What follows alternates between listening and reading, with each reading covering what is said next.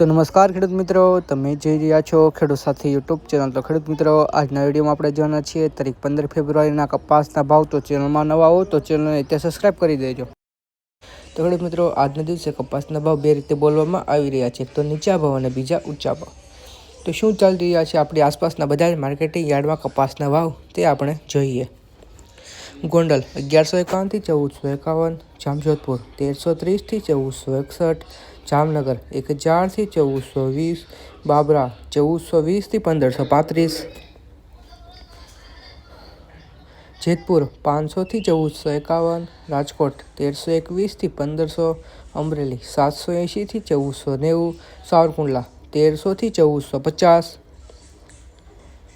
જસદણ 1325 થી 1465, બોટાદ 1200 થી 1495।